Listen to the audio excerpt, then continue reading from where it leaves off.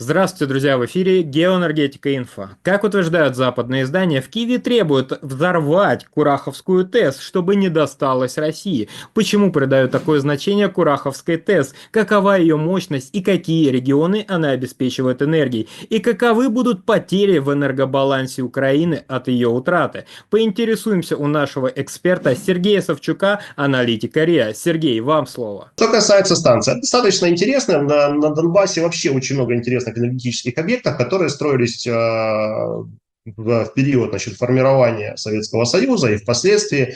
Например, есть в Луганской области такая Штеровская тепловая электростанция. Она вообще первая была построена на территории Украинской ССР в рамках плана ГЛРО. Когда большевики начали реализовывать свою идею о том, что коммунизм – это электрификация всей страны, вот, конкретно на территории Украинской ССР значит, в границах Донецкого угольного бассейна, вот именно Штеровская тепловая электростанция угольная, она была построена первой. Вот. Что касается Кураховской ТЭС, она тоже, скажем так, не молода, она была построена в 1941 году, то есть перед самым началом Великой Отечественной войны.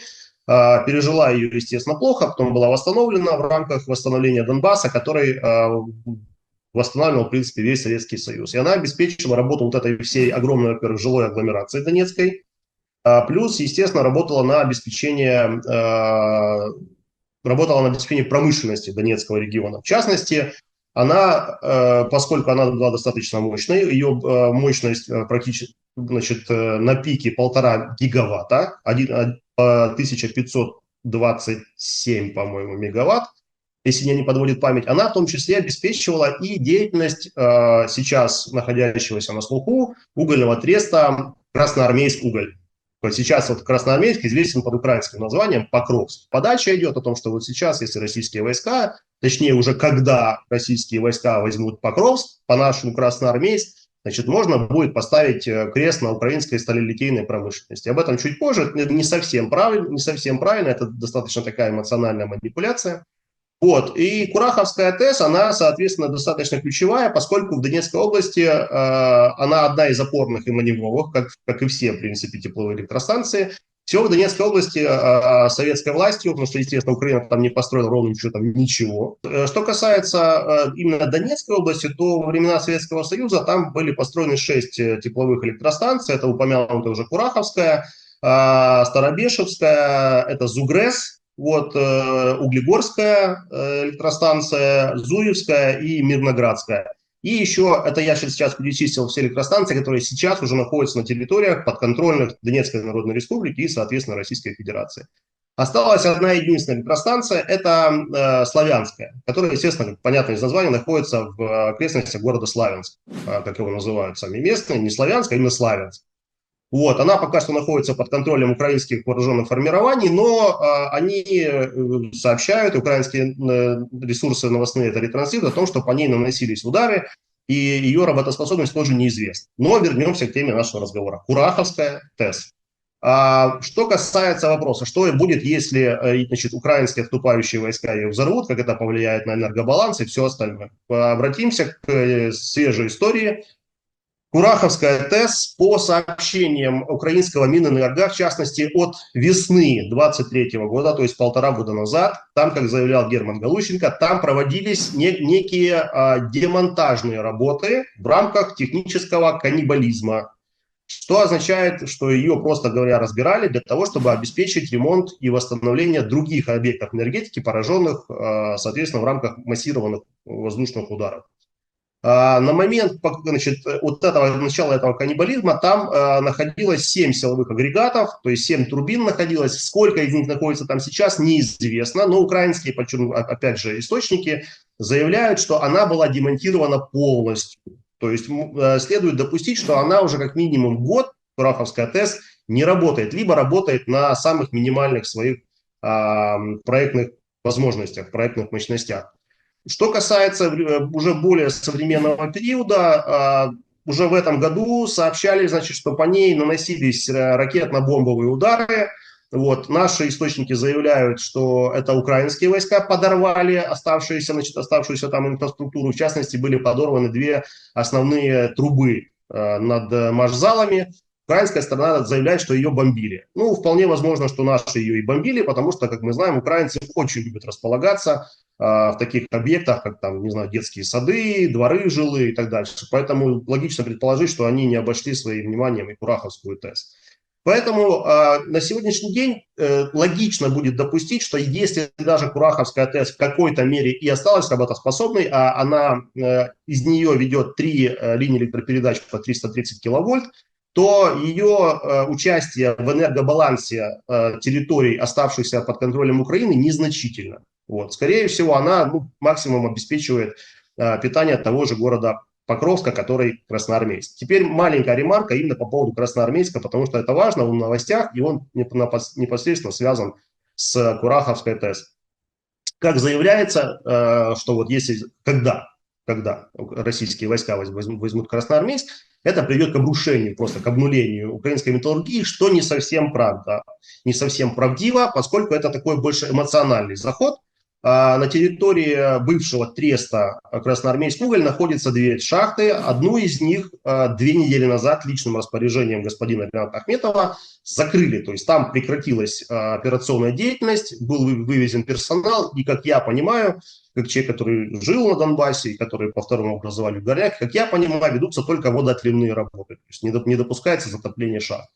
При этом можно сказать, что поскольку, исходя из опыта предыдущих 3 лет ведения боевых действий, как правило, при, скажем так, ведении этих самых боевых действий инфраструктура страдает. То есть в ближайшее время можно ожидать, что украинцы будут там обороняться. Это логично, шахтные стволы – это удобнейшие места для наблюдения, для оборудования трансляторов, для размещения антенн, связи и всего остального. Поэтому весьма логично, что будут наноситься удары и по шахтным стволам, и по копром, и по всему остальному. Если и когда Красноармейск перейдет под контроль российских войск, выпадение именно того объема коксующегося угля, который там добывается, он создаст определенные проблемы для украинской металлургии, это совершенно точно, но к ее схлопыванию не приведет.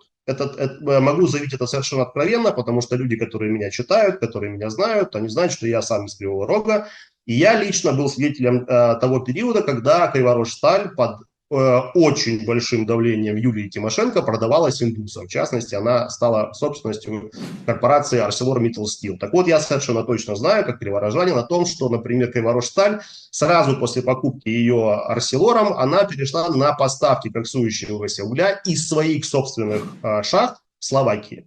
У ArcelorMittal Steel на тот момент было как минимум 2 своих шахты в Словакии, оттуда возили уголь. Поэтому говорить о том, что сразу все встанет, неправильно. Кроме того, Украина закупает и импортирует коксующийся уголь. Это направление курирует, тотально оккупировал, монополизировал один из украинских олигархов, господин Боголюбский.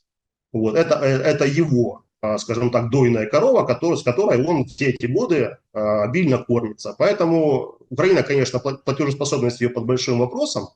Вот, но для того, чтобы продолжать какую-то экономическую деятельность, наверняка будут изыскиваться какие-то схемы. И пока выделяется финансовая помощь, я думаю, что говорить именно о коллапсе украинской металлургии преждевременно. Тем более, что в этом году украинское министерство энергетики, которое, естественно, мы понимаем, что оно следует в фарватере общей политики Киева, да, и в фарватере его пропаганды, но тем не менее профильное министерство в этом году опубликовало свои планы. В частности, о том, что Украина планировала, заявление было сделано летом, на рубеже июля-августа 2024 года, и заявлялось, что в этом году Украина планирует нарастить выплавку стали и чугуна по 1 миллиону тонн плюс. То есть до 6 миллионов тонн соответственно. Это, конечно, еще не совсем довоенные показатели, но рост налицо. То есть, не будем мы совсем уж, скажем так, считать украинское руководство, скажем так, совсем уж профнепригодным, да, будем считать, что они все-таки отталкиваются от каких-то определенных физических каких-то норм, и у них есть профильные советники, профильные какие-то, скажем так, специалисты, которые строят эту стратегию, исходя из чего-то. наглядный пример того, как Украина обманывала в первую очередь Россию, это ситуация в электрогенерации этого года, когда 23 марта, напомню, был нанесен массированный удар, после чего Украина прекратила экспорт электроэнергии, но уже к лету, к июню она опять стала экспортером электричества. Вот. При этом господин Шмыгаль, господин Галущенко, они на всех площадках рассказывали, что зовсім не залишилось у нас ничего, мы бедные, вообще ничего у нас не работает, все поломалось, а при этом не нужно было быть суперсыщиком для того, чтобы зайти на сайт Укрэнерго и посмотреть о том, что графики отключений уменьшались в этот период. То есть проходила какая-то децентрализация системы распределения, генерации, проводился плановый предупредительный ремонт на оставшихся атомных электростанциях, которые являются, в принципе, скажем так, становым хребтом украинской энергетики. Вот. И повторно такой же финт под причитание, что совсем ничего не осталось, был проведен уже в период после летних ударов.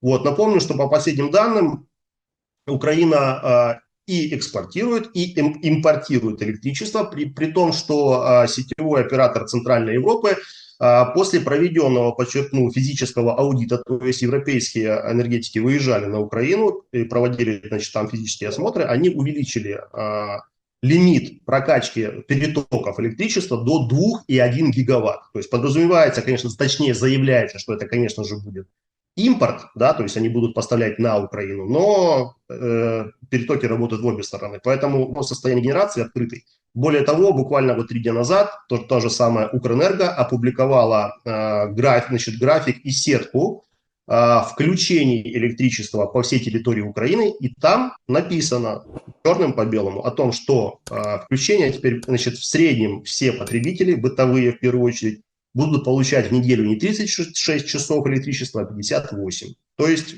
что называется, цифры.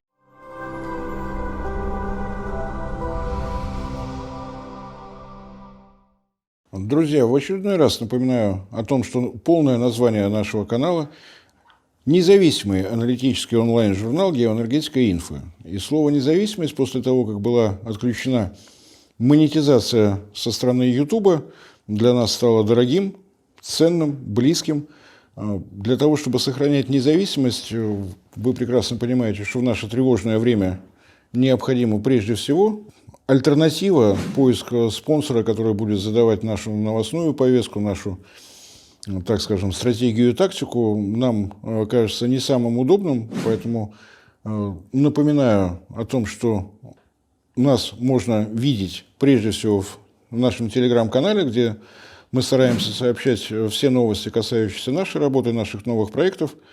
Вы нас можете видеть на портале ВКонтакте, вы нас можете видеть в Дзене, вы нас можете поддерживать за счет того, что у нас имеется страница на Sponsor.ru.